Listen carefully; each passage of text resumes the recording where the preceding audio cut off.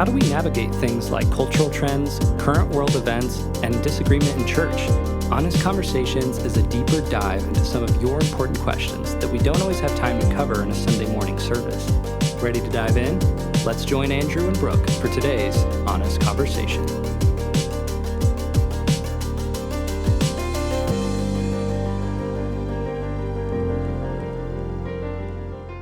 Welcome back to Honest Conversations with my pastor. I am joined by Andrew Zanacco.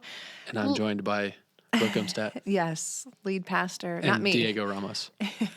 Andrew, for the new listeners, is the lead pastor at Antioch, Indy here.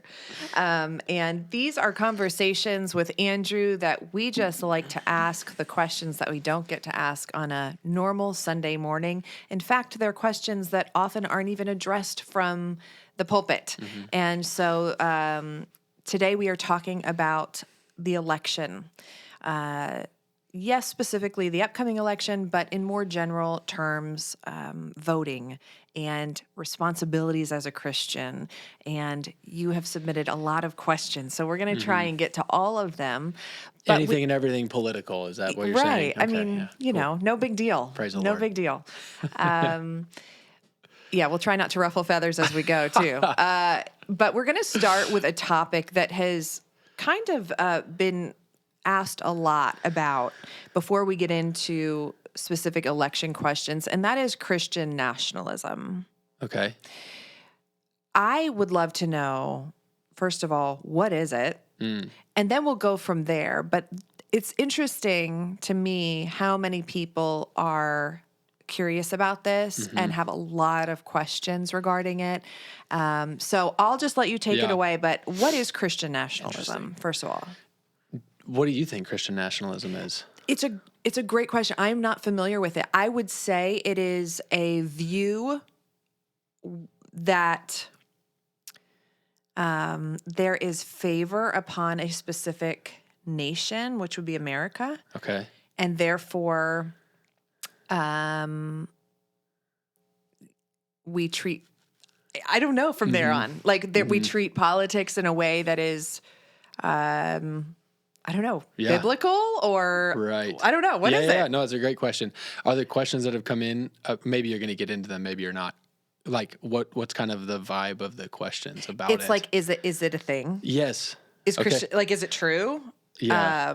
Is there any basis to it? Right. Okay, that's great. So I think that's really helpful to hear because I think that's kind of my take on the whole thing too. Is okay. What I'm trying to say is to the question, let's say to the question of, hey, are you a Christian nationalist? The question is like, well, what is that? What's a Christian nationalist? And I have never heard a uniform explanation. So I don't really use the term that I don't like to say yes or no to the term because I don't know that anybody understands what the term means. It's sort of like I don't use the word woke. To me, that's another example from the opposite side of just like a grenade.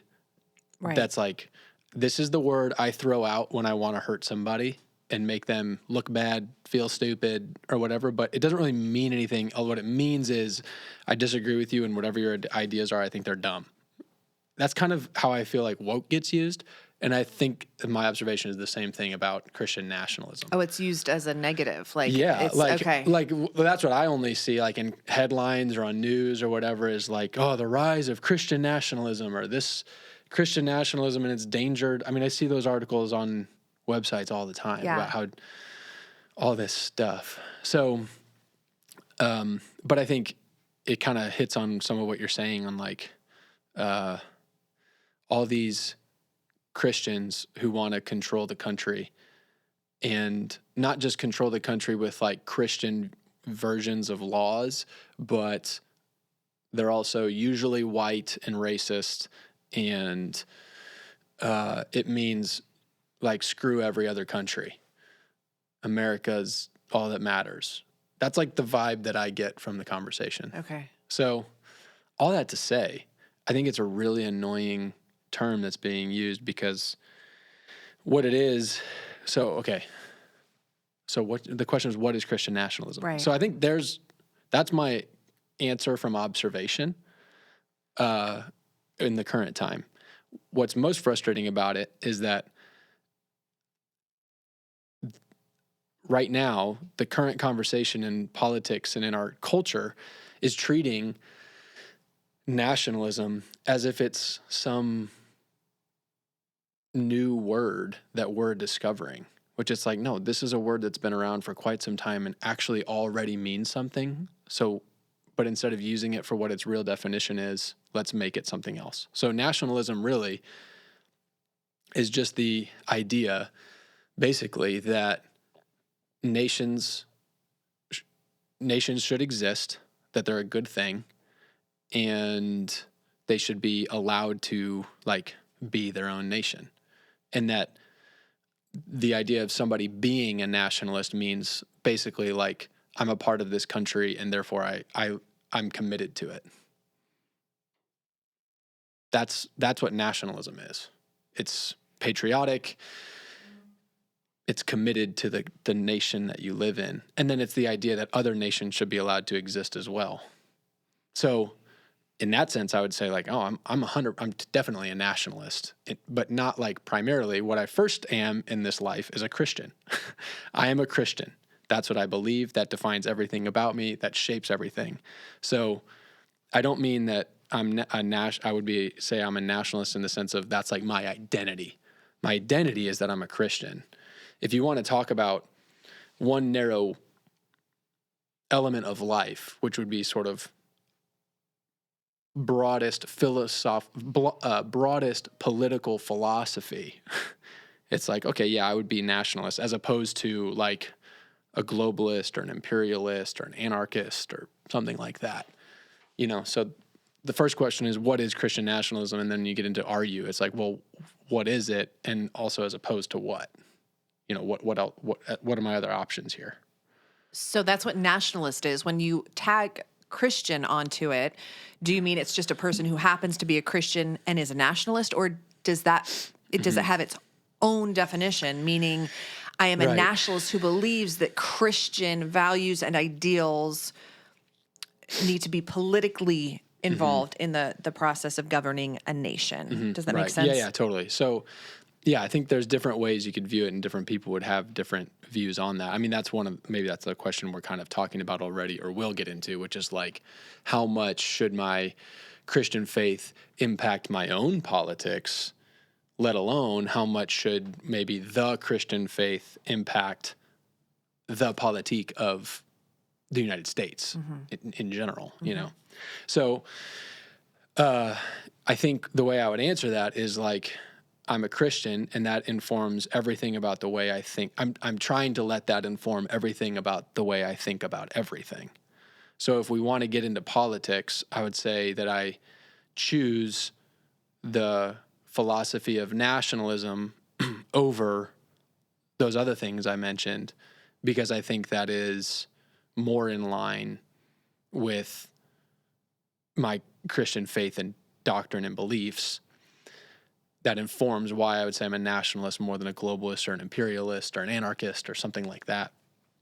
And then when we get into, okay, so does that mean that the Christian faith should inform what I think about politics, or would I prefer that America have political structure or laws, you know, that kind of are in line with the Christian faith? I mean, I think the obvious answer is like, well, obviously. Again, as opposed to what? Like, as a Christian, am I supposed to say like, no, I think it'd be better that like I'm a Christian, but that shouldn't but the world should run on secular principles.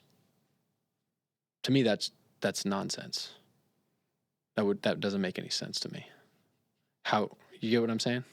What are you thinking? I think the criticism for Christian nationalism is, okay, you're a Christian, but this is a land of diversity with many different religions, which it was created to be free. Right. Don't impose your religion onto my politics, my policies, my rights. How do you walk that line? I mean, is that a fair criticism, or is like, well, yes, but we have to look at the foundations of our country Right. and the values and what it was built on and why.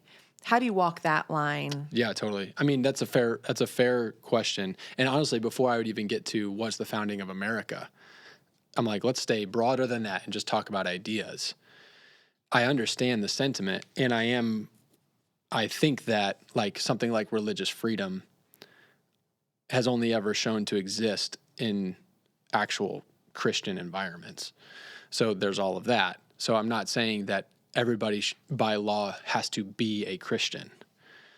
But I am saying that you can't avoid the fact, whether you like it or not, you can't avoid the fact that whatever you believe informs what you think should be the law. So all law is imposing morality on the whole. If I say you can't murder, I'm saying everybody is by law forced to accept that as moral.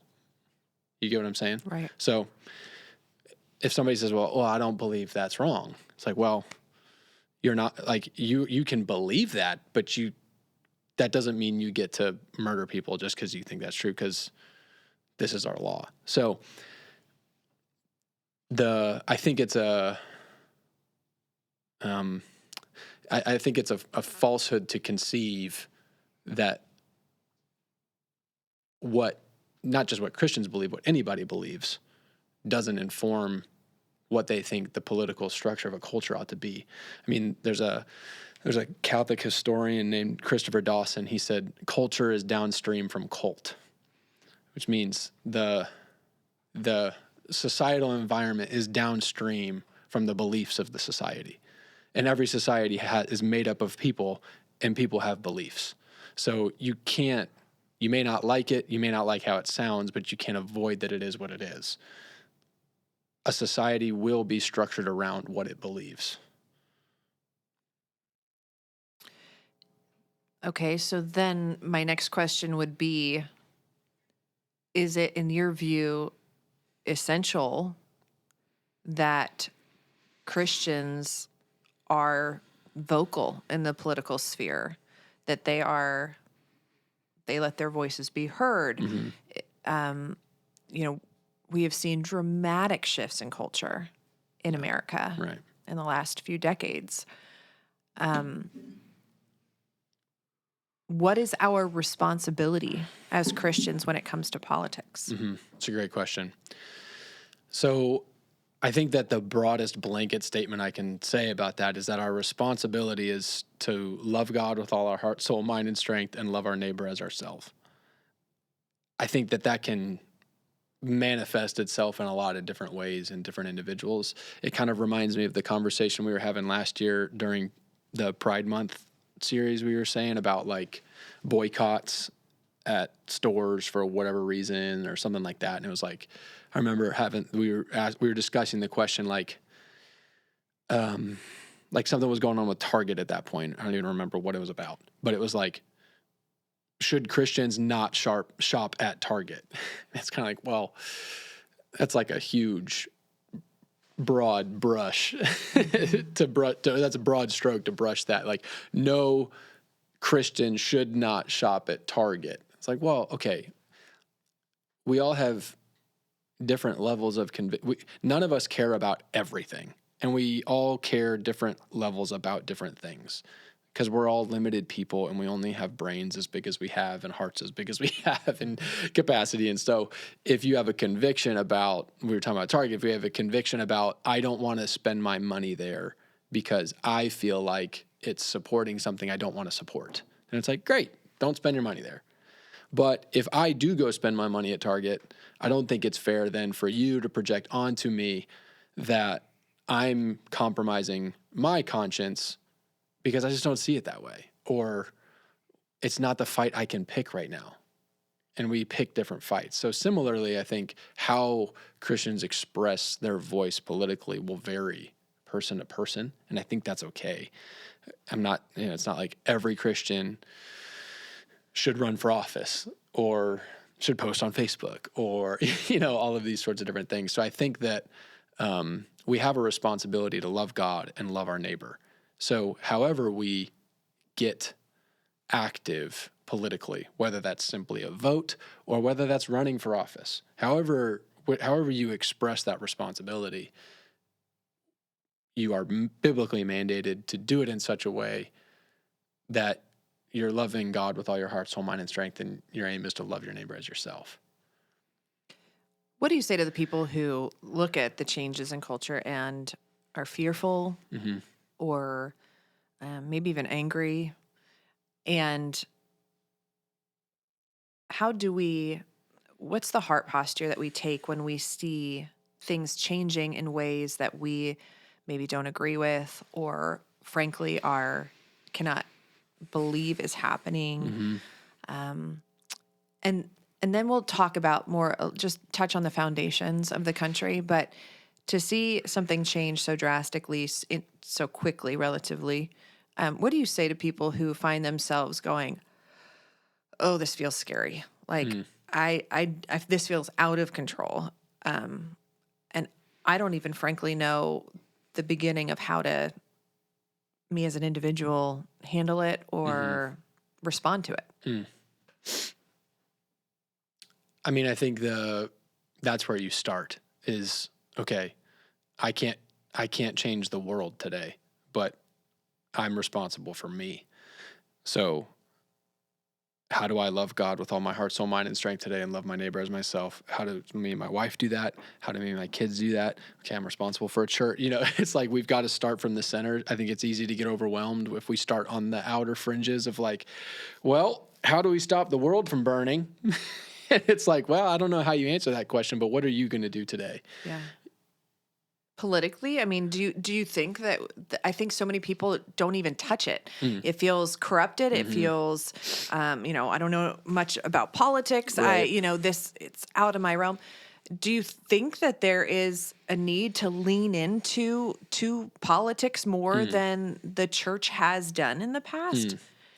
Well, what do you mean by then the church has done in the past? Because I think it's looked really different in different places You're and different right. times. But I guess what I would say is like, we do have the opportunity to vote.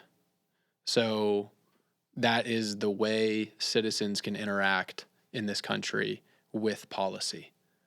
So if you want something to change and you want to participate in that, kind of your entry level participation is voting. Other than like prayer, but that's really your entry level participation opportunity is vote. Is voting a biblical mandate? What do you mean a biblical mandate? That was one of the questions we received. It was, is voting a biblical mandate? I think that if I could help explain it, it would be like, does the Bible tell us like we should be involved where we can be involved? Or yeah. So I would say like, no, voting is not a biblical mandate. Like there's nothing in the Bible that says go vote. So there's that. Okay. I think it goes back to what I was saying earlier about I understand the desire to avoid politics because it's confusing. What's even true? Like it's just such a slime fest of like, I don't even know what I'm being told. I can't understand it. What's the history? I mean, I get it. So, and again, I think it's like, well, not everybody can care about everything, and that's okay. But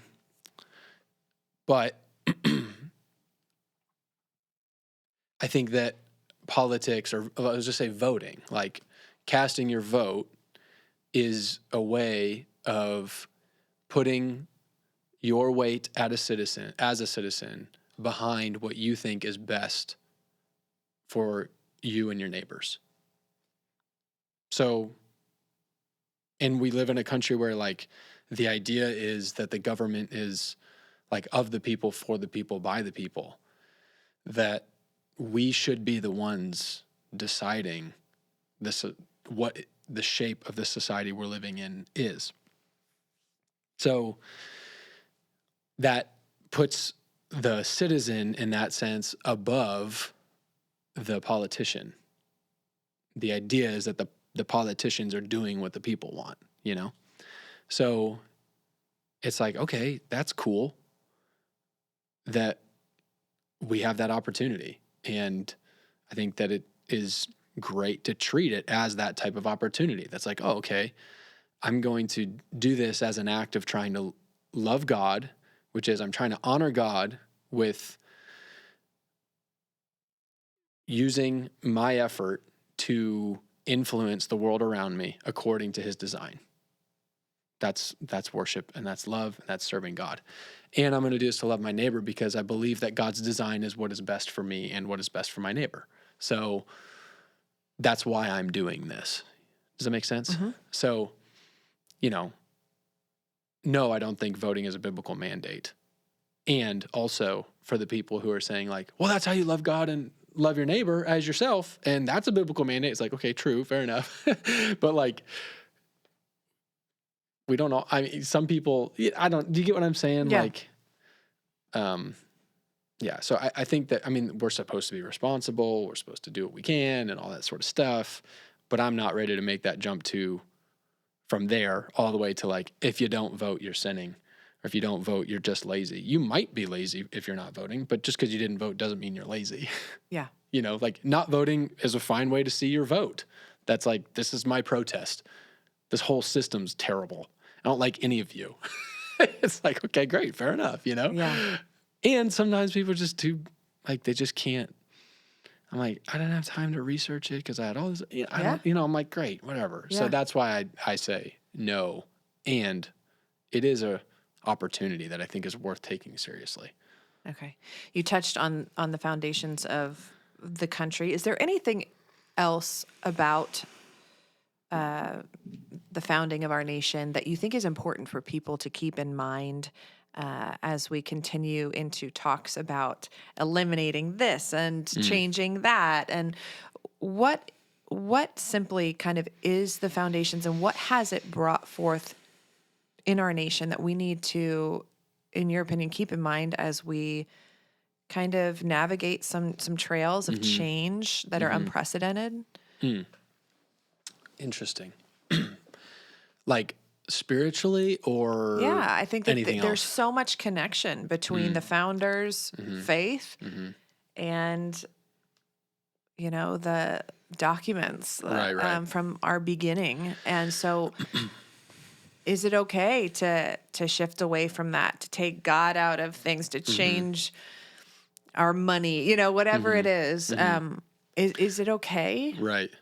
Well, let me say something that's going through my brain. Okay. And then you tell me if that's what you're talking about or not. Okay. I know that there's a lot of conversation about,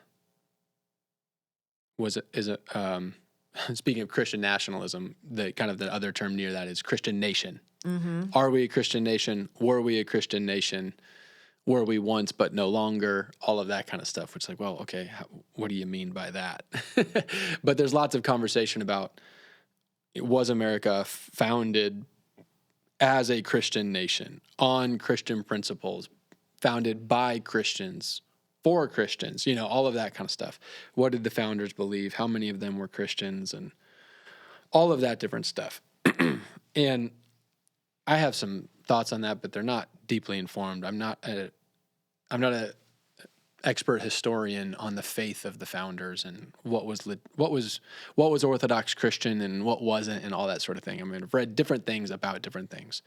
But I think my question where I go on all of that is, okay, well, so what? I mean, whether it was or wasn't, does that change what I should be aiming for today as a Christian? Whatever the past was or wasn't, whether it was founded on Christian principles and by Christians and for Christians and all of that, all I know is today I should be a Christian and I should be trying to act like a Christian.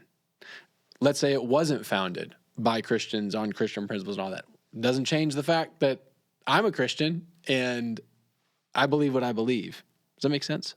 Yeah. What are you thinking? What's going through your head? Well, I'm just thinking that so often it is so important to understand, and this is something that, like you, I would like to learn more about. Like, I think that there is something that we see. America is unique in the world Yes. stage and what it offers its people. And I'm wondering, like, how you can go back and see the roots of the fruit Right. that it has provided for its people. And, you talk about Christians starting the first universities and the first hospitals and, Right. All of this stuff that has been so beneficial to society. And I guess my curiosity is, do we need to learn more about that to really be able to get behind certain policies and champion, holding fast to certain ideals and laws that are being threatened? Right. Sometimes I feel like if you don't know where they came from or the fruit that they have grown, then you're more likely to be like, okay, Totally. I guess we can change that. Right. No, I think that's a great point. So I think all of that there's merit to all of that, but I think maybe deeper than that, because the sort of the historic facts on what Franklin believed spiritually might be like, well, this person says that, this person says, like, instead of getting caught up in the fog of some of those specifics, I think there's opportunity to go deeper than any of the founders as men and get down into the ideas of some of the things you're getting into, that it is good and helpful and right, I think, for us to understand from a worldview perspective, not just a historic perspective about the founders and their spiritual beliefs, but from a worldview perspective. Okay, Jesus is the life, and God is the giver of life. Jesus is the way. Jesus is the truth. So any and all things that give and lead and cultivate and produce life in the world are going to be from God. God's design is the way that life will flourish and will lead to life and is best for everybody. That's what we believe, that God designed the world and he was right. I mean, do you hear what I'm saying? So, okay, great. So whatever has been produced in the earth, hospitals, universities, or in the political sphere that has improved humanity, cultivates life, not just physically, but socially and spiritually. Like, these are all godly principles and truths and design at work. So that kind of gets into sort of the Christian nationalism idea, is like, well, I mean, I believe that God knows how he designed everything and that he's right about how things ought to operate. I think that's best for me, and I think that's best for everybody.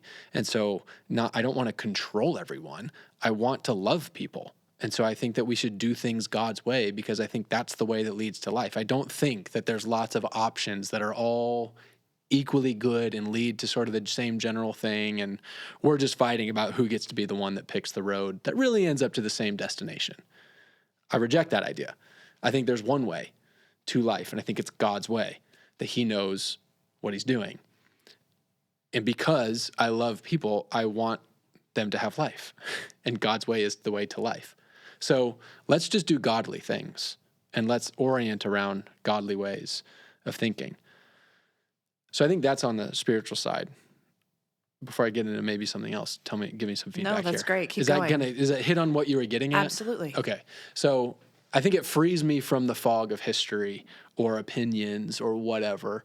Not to say that there's no room to read and study and dive into all of that. I'm just saying, for the person who's not a historian, you don't have to be a historian to land at the conclusion that God is good and his ways are good, and we should line up with those, regardless of who wrote what document. Do you get what I'm saying on that? Yep. Okay. So to something else I think you were hitting on about, what is helpful to know about our history.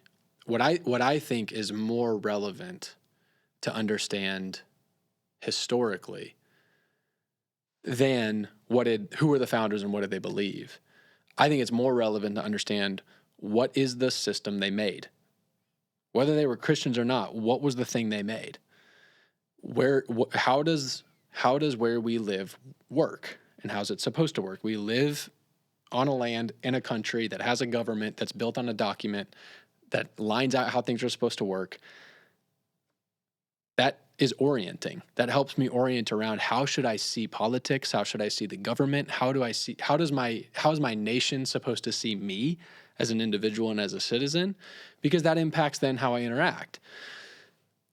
So the thing that's unique about the United States, like you're hitting on, is not whether or not we can prove that some of the founders were Christians or not, but it's the actual system that they made.